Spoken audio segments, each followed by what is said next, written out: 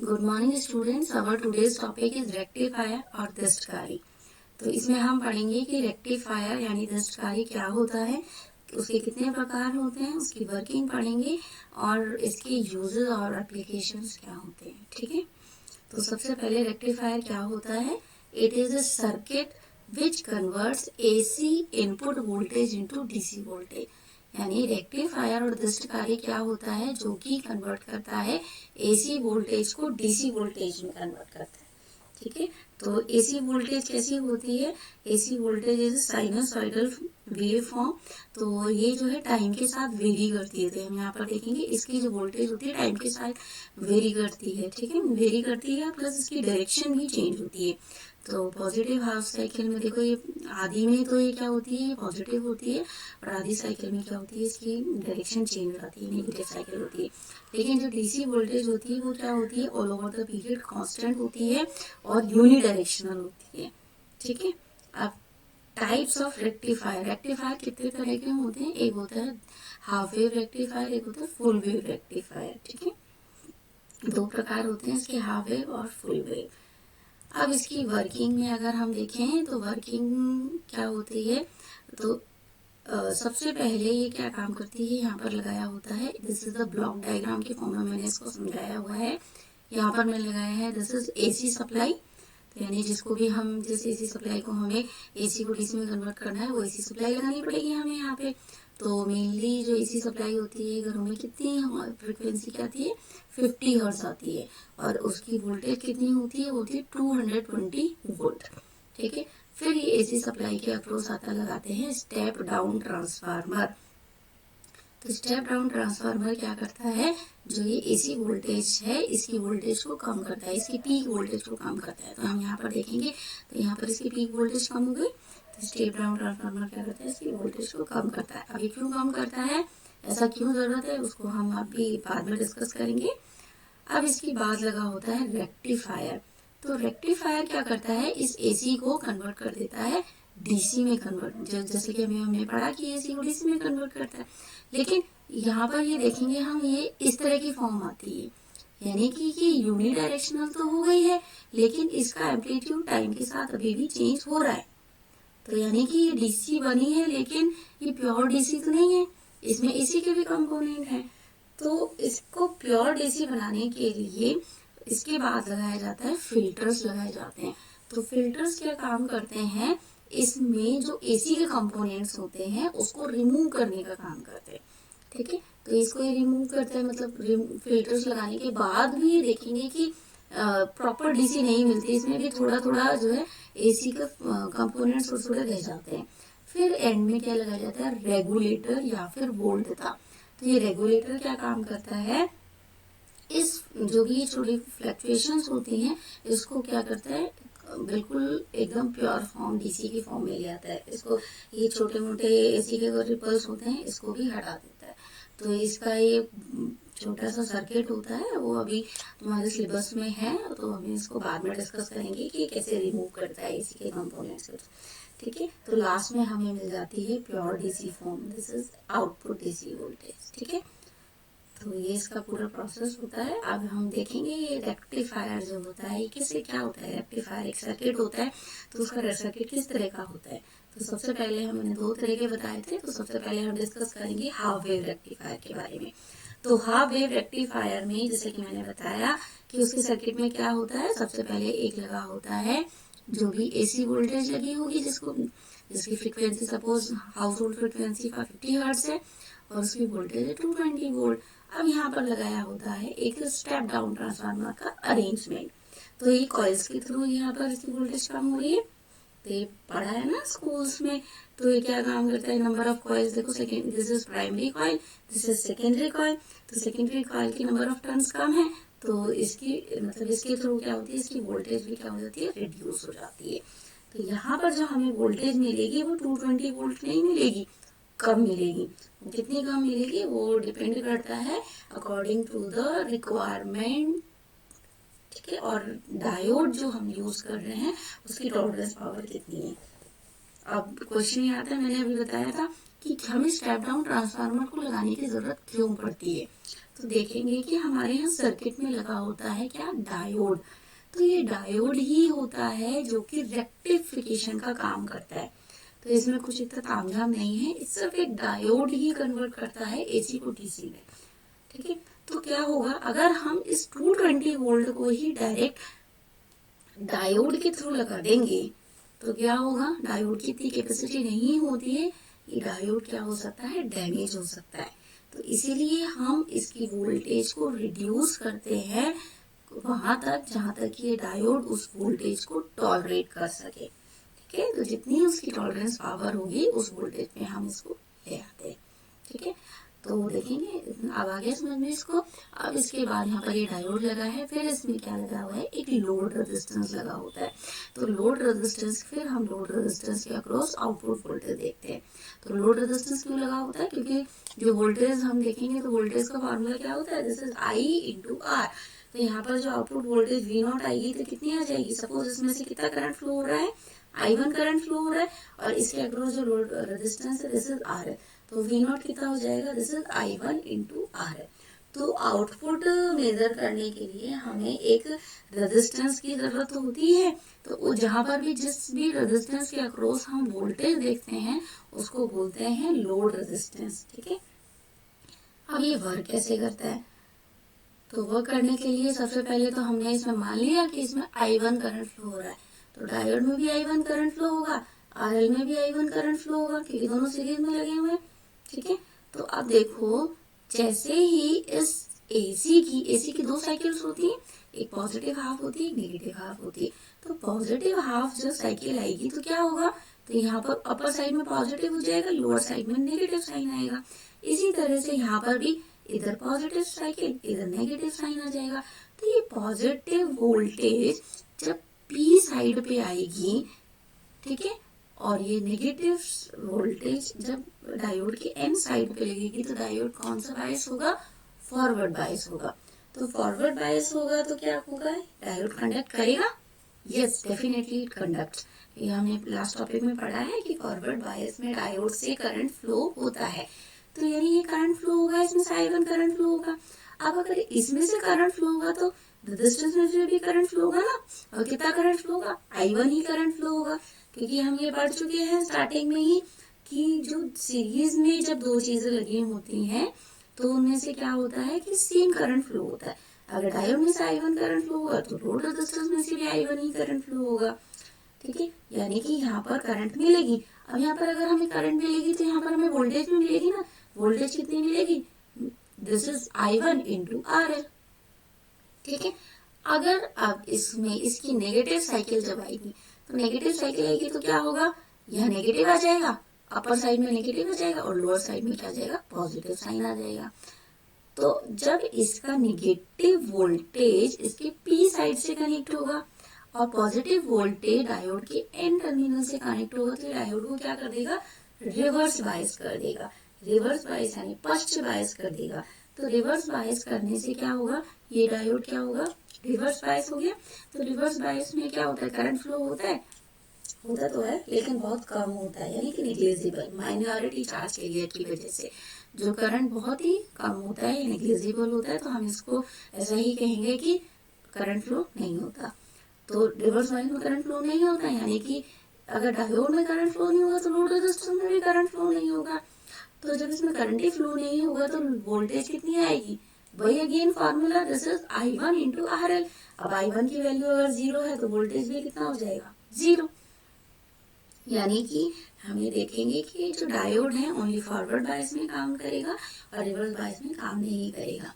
और इनडायरेक्टली हम ये कह सकते हैं कि ये इसकी पॉजिटिव हाफ साइकिल आएगी तो ये वर्क करेगा, नेगेटिव हाफ साइकिल में वर्क नहीं करेगा।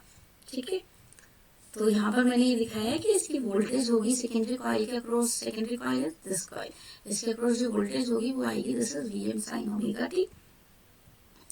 और V तो जो है हमारी जो वोल्टेज हमने ली हुई है, this is alternating input voltage, and Vm क्या है, peak value of alternating. Peak value का मतलब समझते हो ना, हाईएस्ट वैल्यू जितनी जाती है। और ओमेगा जो है 2πf, f is the frequency, 50 hertz ले रखी है हमने। ठीक है, अब इसके बाद देखो यहाँ पर इसके मैंने ग्राफ्स बना रखे हैं। तो सबसे पहले दिस इज निवेश वोल्टता। निवेश वोल्टता मतलब जो भी हम इनपुट वोल्टेज दे रहे हैं वो वोल्टेज। तो देखो यहाँ पर वोल्टेज किस तरह की एसी वोल्टेज दे रहे हैं हम, तो एसी वोल्टेज ये इस तरह की वोल्टेज। तो इसका टाइम पीरियड देखो यहाँ 0, ये पाई, दिस इज 2 पाई। तो एक साइकिल यहाँ पे कन्वर्ट कंप्लीट हो जाती है और एक साइकिल का जो टाइम पीरियड होता है वो कितना होता है 2 पाई का। तो आधे में कितना हो जाएगा पाई और यहाँ पे 2 पाई।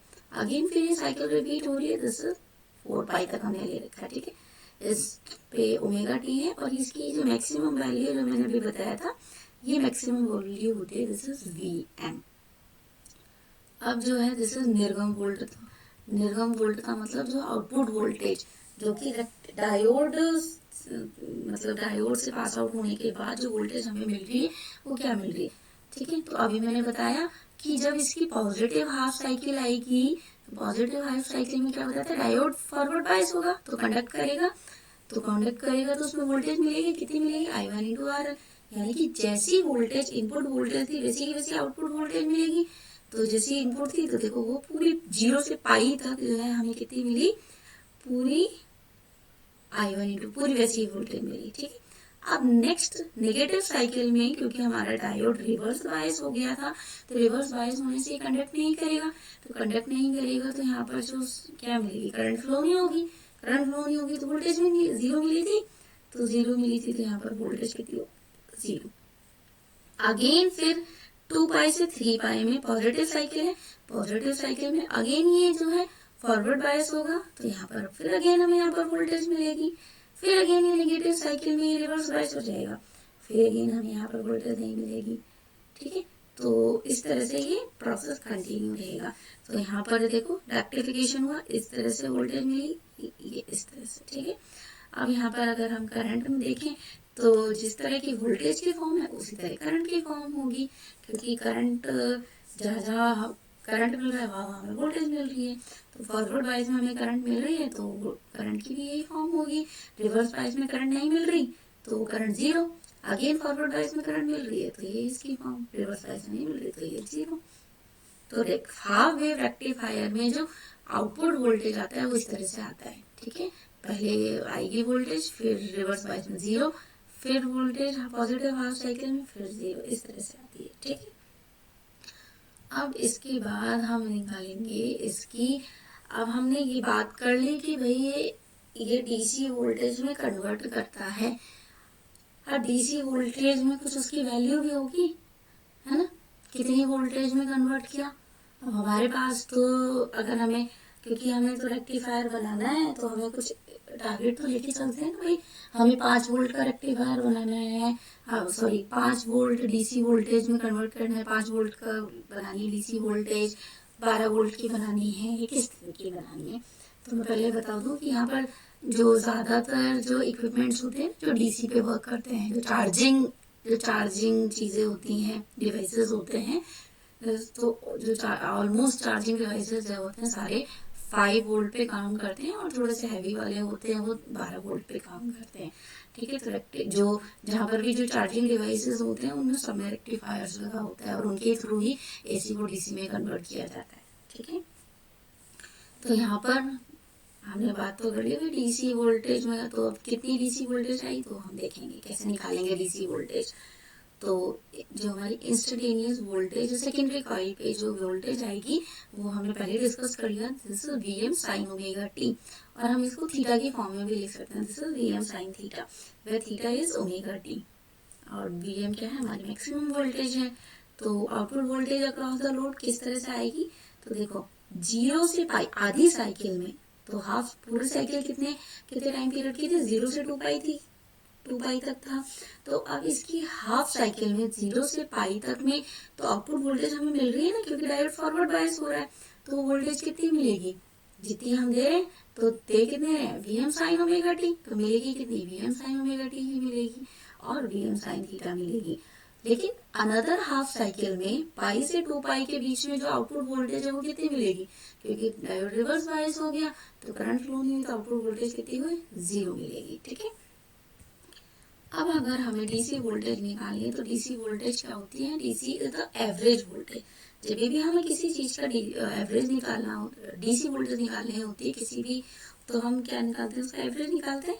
तो एवरेज हम कैसे निकालते हैं, स्कूल्स में पढ़ा होगा। तो एवरेज निकालने के लिए क्या करते हैं, जो भी हमारे पास बहुत सारे सपोज नंबर्स हैं, है ना, तो उसको हम क्या करते हैं, उन सबको ऐड कर देते हैं और डिवाइड कर देते हैं। जितने भी वो नंबर्स हैं उनके नंबर से डिवाइड कर देते हैं। जैसे कि अगर मान लो तुम्हें 10 नंबर दे रखे हैं तो ऊपर तुम 10 नंबर्स को ऐड कर देंगे और डिवाइडेड बाई 10 कर देंगे, ऐसे ही करेंगे। लेकिन यहाँ पर हम थोड़ा सा मॉडिफाइड कर देंगे, यहाँ पर हम इसको ऐड नहीं कर रहे हैं, ऐड की जगह हम इसको इंटीग्रेट कर रहे हैं।